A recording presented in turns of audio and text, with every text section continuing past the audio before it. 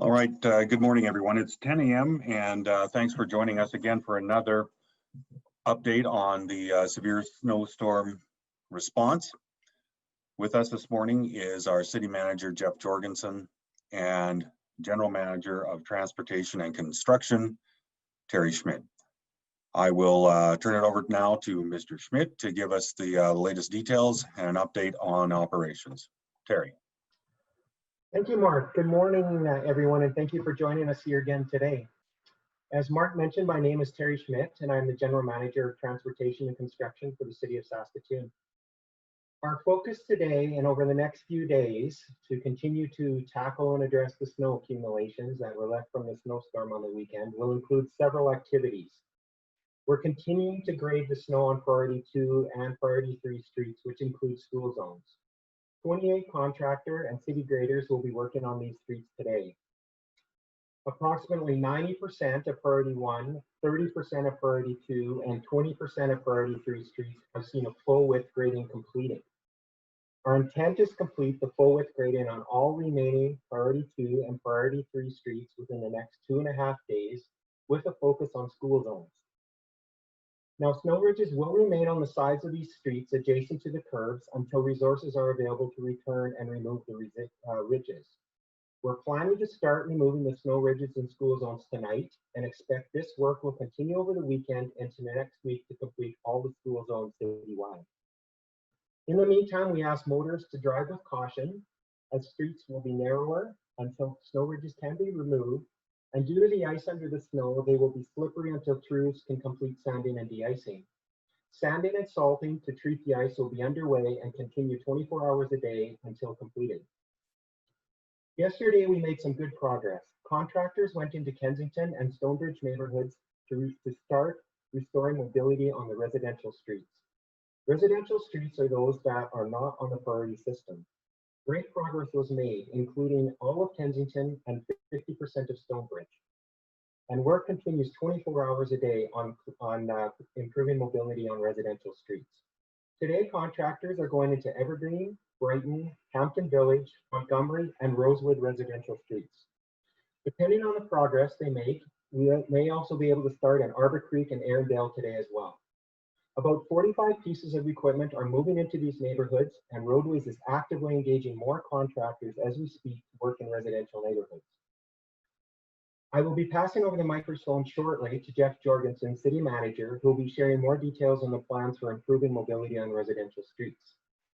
Yesterday, we started the day with 200 road crew members on rotating 12-hour shifts and approximately 125 pieces of equipment tackling the snow clearing. This morning, we have expanded and we're starting with 260 road crew members, still rotating on 12-hour shifts and approximately 150 pieces of equipment working on Saskatoon streets, with more being arranged as we speak. We will continue working the 24-hour shifts and adding to our road crew members and pieces of equipment to get the work completed as quickly as possible. Much work has been completed, but we know much work still needs to be done. As I mentioned, we'll continue to work around the clock on priority and residential streets with a full contingent of roadway staff and contractors until cleanup is complete. Due to the heavy accumulation of snow, it took us longer to get to some neighborhoods and complete grading on priority streets than we had anticipated, particularly in Willow Grove, Stonebridge, and Forest Grove. We also know there are priority streets in some neighborhoods like Hampton Village and Dundonald that are still presenting mobility challenges. For that, I sincerely apologize and would like to thank the people of Saskatoon for their continued patience and resilience over the past few days as we continue to recover from the severe storm that left us with a massive accumulation of snow. Once again, thank you also for helping your neighbors, for remaining patient during the citywide snow cleanup, and for staying safe around the snow removal equipment on our streets. Please also remember that road conditions are still considered hazardous due to snow accumulation, snow ridges on the sides of the streets, and the layer of ice underneath the snow. And as another reminder, please do not push snow out onto the street when clearing snow from sidewalks and driveways, as this can clog up streets with snow and create accessibility issues. And lastly, I want to remind you that an additional day vote in the civic election is tomorrow, and residents who plan to vote are urged to make a plan for their travel. You may want to consider Saskatoon Transit, which is resuming normal operations as the snow was cleared. We encourage you to use Transit app or Google Transit on desktop to check on the transit schedule and routes and ND service alerts. More information on our process for snow clearing can be found at saskatoon.ca/snow, and we are adding more information daily and regularly, so I encourage you to check for updates regularly. And with that, I'll turn it over to Jeff Jorgensen, City Manager, to provide additional details on the plans for improving mobility on residential streets. Great, thank you very much, Terry. Before we get started, I want to express a heartfelt thank you to all Saskatoon citizens for not only your patience as all of us dig out from this storm, but also for helping your neighbors. I've driven countless kilometers over the last 4 days during and after the blizzard, and I, of course, like everybody else, have lost count of how many people, we've seen shoveling out their neighbors' driveways, pushing out somebody's vehicle that's having trouble getting through an intersection. The amount of support and kindness that we've seen in Saskatoon, I think, has been unprecedented, and we've seen a lot of smiles from people as they dig out from this unprecedented storm. And of course, a heartfelt thank you to all of the women and men who are working around the clock, either for the city or as a contractor partner. Those people have been flat out through the storm and since the storm. They're tired, and they just keep going because they know that the streets need additional work and significant additional work. So a huge and heartfelt thank you to all the people involved, city staff and contractor staff helping dig out Saskatoon. It has been about 78 hours since the blizzard ended. So Terry had mentioned the status of the full width plowing on the priority system. And what is clear, I think anybody that's traveled the city streets is very clear that the vast majority of the priority system is actually fully up and running. There's still some exceptions, like Terry mentioned, that need attention, or that were treated early in the storm and need to be treated again, or there's some that are still yet to be treated. But considering, our service levels are 72 hours and we're at 78 hours since the storm, I think all of the people involved in snow operations have a lot to be proud of.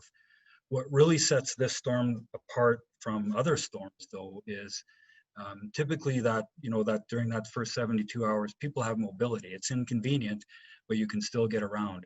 With these levels of snow, it's a different story, and it really does, in addition to slowing down crews, it's not just an inconvenience, it is a mobility crippling event for many vehicles on our roads. This is not a typical storm and not a typical storm cleanup operation. So as Terry mentioned, we will be focusing, we'll continue to improve the priority streets and get them full width cleared, but also an equal priority is getting to residential streets. There's just a few days left with some priority streets, but really our attention yesterday and today is shifting now to the residential streets. We did have extensive contracts in place with various contractors, even for emergency services, but due to the magnitude of this event, as Terry mentioned, we're seeking significant additional resources. So please call our customer service care line if you have equipment that's available to help the city dig out. We are actively adding contractors to our workforce. And as Terry stated, we had a number of contractors start yesterday, a number more today, and we're getting to those residential neighborhoods today. We believe that based on the early success of the clearing, it went very fast, I would say, compared to what we were expecting.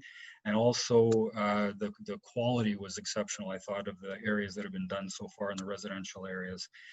So we are estimating at this point that we will be able to get through I would say the most needed streets in all neighborhoods within 9 days. And by most needed, we're going to try and prioritize based on the hardest hit with snow volumes, the streets that are most blown in or most impassable, and also the streets that provide the most benefit and impact to citizens. So for example, those streets the larger crescents that lead out in, collect from cul-de-sacs and whatnot that lead out into the major collectors and bus routes. We'll focus on those areas first, and then go back to get things like cul-de-sacs later on once we've restored the vast majority of the network. In the grid area where there are streets and avenues, typically north and east, north-south and east-west, our focus there will be on a larger grid scale than the actual neighborhood. So for example, if we do every start, we're going to get to every street and we're going to remove the snow from every street. So clear it to get it mobile and then come back later to remove. But our first pass through the grid network is going to be, for example, our plan is to do every second east-west street, every second north-south street. That gets everybody close to a cleared, plowed road as soon as we possibly can. And as soon as we're done that network, then we'll go back and finish all of the streets that have left, that have yet to be plowed. With that strategy in place, we think that we will be able to get everybody in a much better shape on the residential streets citywide within 9 days. And I'm actually very optimistic that at the rate I'm seeing contractors come on and at the rate I'm seeing neighborhoods get addressed, I believe we can even achieve that goal in less time than 9 days. So in closing, a safety comment. One thing that all of us have noticed as we travel throughout the city is that there are snow piles everywhere. They're put up by contractors or put up by the city, or in a lot of cul-de-sacs, these snow piles are put up by residents with snow blowers or shovels. And some of the piles, are very large.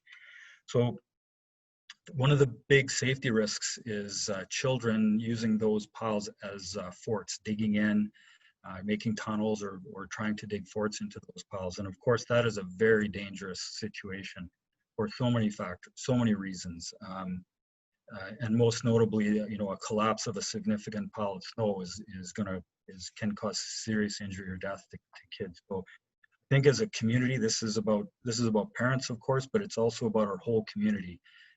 We have to all be vigilant and watch. And if we see any children tunneling into these piles of snow or doing anything unsafe, until all of us can get those piles removed, please be very careful and exercise extreme caution and be bold. Make sure you talk to the people, make sure those kids get out of those snow forts. And we will be putting together a more comprehensive communication on that exact matter today and tomorrow.